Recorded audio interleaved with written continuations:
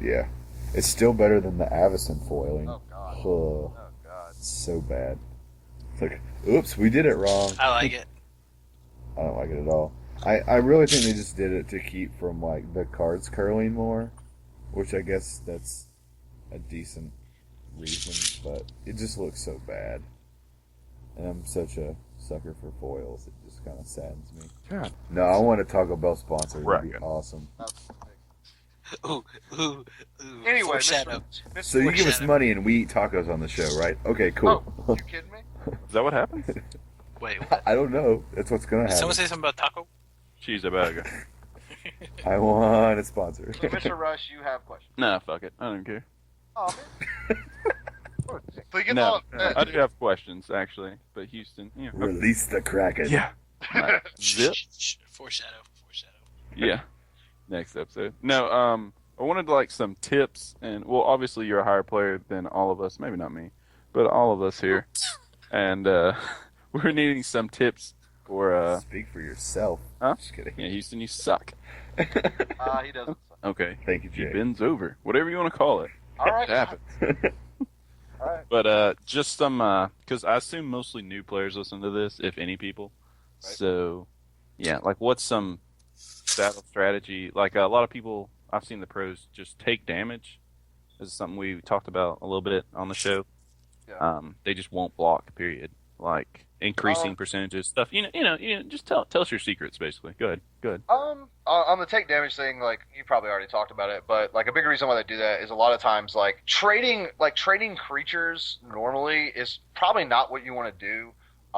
Especially if you're wanting to be on the offensive, like especially in limited. Like I hate trading creatures in limited. Like I'll only trade if it allows for like a big tempo boost or like I can trade and then untap and play like a big guy or something like that. A lot of the times that damage, depending on what deck you're playing, really doesn't mean anything that early. Sometimes it's okay to take damage. But anyway, I think one of the biggest problems, and I made sure to think about this before we were doing the cast, was that I think one of the big problems that a lot of players have is that they're too afraid to mulligan. And I've seen that a lot. Like a lot. Yeah. Like they'll keep like a very like to me it's like a snap mulligan. Like they'll keep like a 2-lander that to me is like, why are you even contemplating this? Like throw it away. Then their usual response is, oh well, I don't want to have to mold a 4 or whatever. Like, do you really understand how rare it is to mold a 4? Like it's pretty rare, and like Not you for me. might. Well, I don't know. Bad players Really, will I'm be bad bad. at Magic. Maybe you need to step your shuffling skills up. I don't know. Mhm. I've got the Alright. shit in shuffling skills, bro. Well, apparently not if you're. He throws it on the floor and then picks it up Yeah. every time.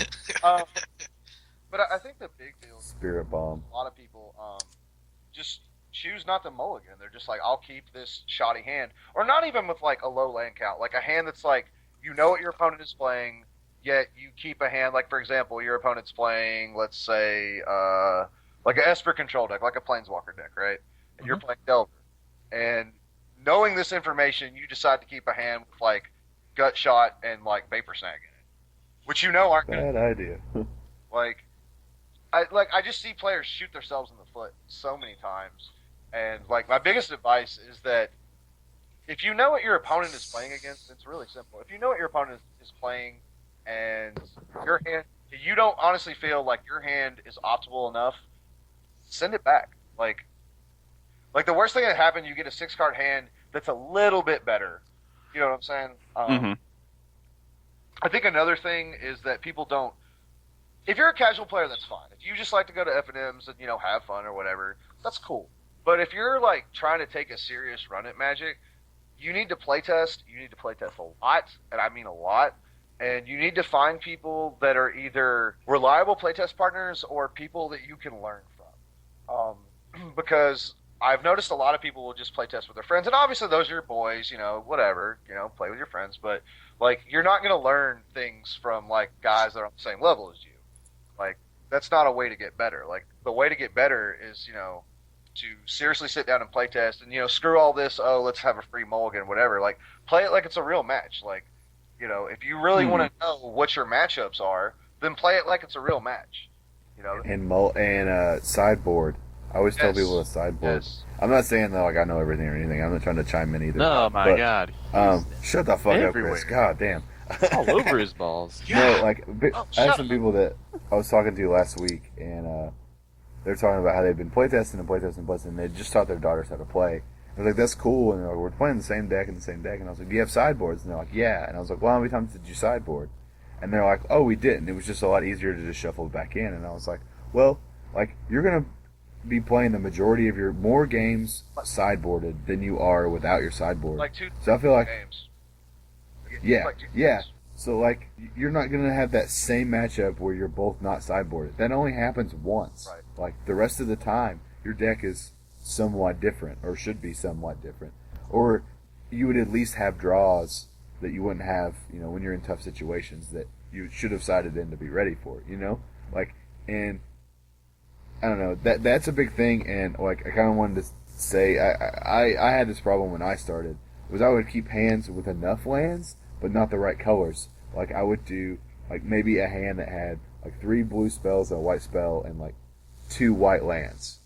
And I would keep that because I had enough lands. Like, I had learned that not to keep one land hands. Yeah. Not to keep those. But I didn't learn colors. Like, I was just like, alright, I'll draw a blue. Oh, were you on like the hope and- factor, or surely I will draw? Yeah, but kind I of mean, thing? a lot of people do that in the beginning when they have like a one lander. They're like, "Oh, I have 22 more. I'll draw one," and that doesn't happen. Yeah. But I got past that pretty quick. But I was to the point where I was like, I just need another color, and I was just like, "Oh, I'll get the other color," by turn 3 or whatever, and it just didn't happen. And that was, I think that helped my game a lot, being able to throw those hands away, which kind of seems weird. It's like Mulligan helped me play better, but it really does, even though it doesn't maybe seem like on the surface. I mean, the best way I like to explain it to people is when it comes to mulligan, do you want, like, okay, for example, if you're in a gunfight, do you want a gun that's fully loaded but misfires, or do you want a gun that shoots all the time and has 4 bullets in it? Like, Yeah. I want the one Shoots all that's the gonna, time. hit that motherfucker in the face every time. Yeah. That's really that's like the best analogy I can give you on that. I think another thing is and this is something I've noticed a lot, is that a lot of Magic players just play the game. And what I mean by that is they just go through the motions. They're like, oh, draw, here's a land, go. Like, there's no mind games with a lot of people. And like a big part of Magic, and a lot of people that I played with and felt like are very talented or good players or like watch flows, is that they will play you like they're playing poker. Like, they will keep a stone face, or they will That's the fun part of Magic. yeah, or they'll play mind my games mind. with you. Like, they'll play mind games with you, or like like throw out little comments like, "Oh, guess you ripped her out, huh?" Or whatever. Just like to mess with them. It's not even being rude. It's just really just being a showman and being a sport. You're getting information. Yeah. It's not about Yeah. being a dick. You're trying to get information from your opponent.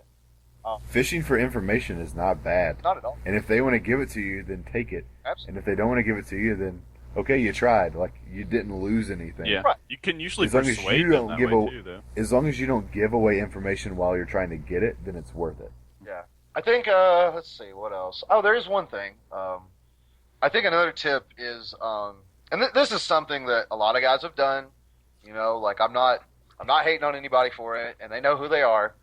But if you feel comfortable with a deck, let's say, okay, for example, let's say you want to go to the next Star City Open, and you've been playing, let's say, Nyapod or whatever.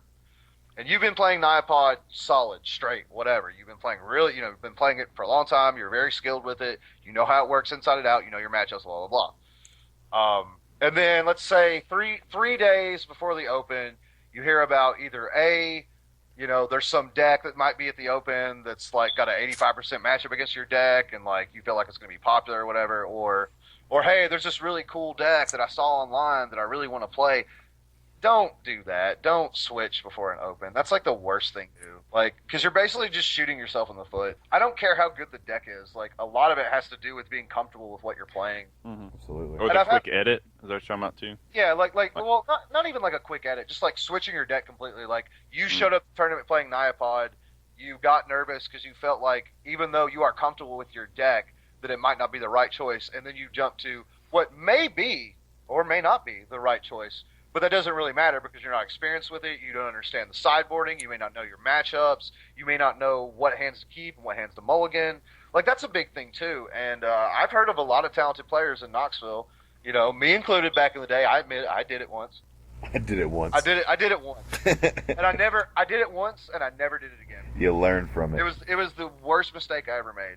It was dumb. Like, I should have never done it. It's got to be extra miserable with your losses, knowing that your deck's good, and knowing that you fucked up because you didn't know your deck well. Yeah. Or you didn't know your matchup.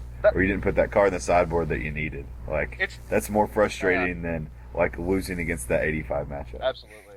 Like, it's that Magic paranoia. It's something I like to talk about. Like, Magic players can get really paranoid and just, like, flip at the drop of a dime and be like, oh, God, like, I should be playing this deck because blah, blah, blah is playing it, or Pat Chapin is playing it. I don't really give a shit what Pat Chapin is playing. I know what I'm playing, and I know how good I am with it, so I'm going to stick with that, you know? Makes sense to me, anyway. A lot of people just dick ride pros way too much. Like, wait. Like, it's okay to take advice, obviously, but don't, like, take everything they say as gospel, and they'll even tell you, like, some of this may work for you and some of it may not. You know, like what I'm saying right now, some of it may work for you, some of it may not, you know, whatever. And they've posted stuff that they've probably played 1,000 times already. Oh yeah. Like this is something that they may even be brewing with it. And by the time they get there, you've read the list from last week, and they've already changed 6 cards in it. Right. And you could be playing the old shit version. Brian Wesco you know? is notorious for that. Brian Wait, Wesco? I don't know who Brian Wesco is, but Greg Wesco is. Greg Wesco. Yeah. All right, I know that one. That guy's a fucking dick. Which leads to my next segment. Uh-oh. Scumbag stories. Penises. Oh, man. Let's hear 'em. You got to have some from all those tournaments. I know, surely. Oh, some yeah. nasty ones. I've got a couple. Yeah, we're all gonna tell one about you. Yeah. Okay. What about me? Yeah. I'm I just can lie fucking with pretty you. well. It's all right. I can't. I got a good one. I'm just kidding. The time you punch that guy, or the time you flip the table? Hey-o. Yeah, I've definitely thrown a chair. I'm not necessarily proud of it. A chair? Just one? Okay, maybe multiple. Real quick, So let me good. just say, I had a really bad temper problem for a long time. I actually, when I was younger, I got into a lot of trouble in school. I was just a really angry kid. Had a lot to do with, like, my dad passing away when I was young and, like, you know, living with a single mom and whatever and, like, basically struggling. And my big problem was just, like, it wasn't like, I know I'm getting mad. I would just get mad for, like, no reason. Like, I would just flip out. And I had to go to, like, correctional school. I got arrested for assault once, you know, whatever. And I honestly think, like, recently I've been really doing a lot better with that. I'm like, I still take the game seriously, but, like, I'm not, in my opinion, like, I think it's better to leave a good impression rather than vent your frustrations. I mean, you can go outside and, like, scream outside and no one will even know you did it, you know, like, or be like, oh, God, he, you know, ripped his one out, or that son of a bitch drew bonfire off the top. Just go outside. I know how that is. Yeah, let's go outside. But anyway, Alex Clark. one of my stories, I'm not gonna call this guy out, but anyone that hears this probably knows who I'm talking about. This was at that PTQ that I won playing Destructive Force. Me and a good friend of mine had finished our round, and one of the Knoxville guys was playing. He's like probably one of the last 3 games still going on. And so we walk over there, and he's playing against a girl. And which, you know, I say that because this has to... Yeah. Otherwise, I We wouldn't got have you. mentioned. Yeah. So the Knoxville guy is playing Time Sieve. I don't know if you guys are familiar with Time Sieve or what it did or whatever. Basically what it was a combo deck. Long story short, it was a combo deck that could generate infinite turns and kill you with a Tezzeret, old Tezzeret, by attacking for like 80 damage.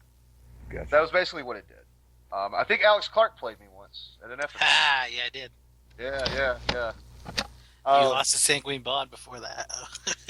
That is true. That was game 1, son. That was game 1. I remember that night well. This is the only time it worked. Yeah, of course it had to be against me, obviously. Yeah, obviously. Like, clearly. No, but anyway.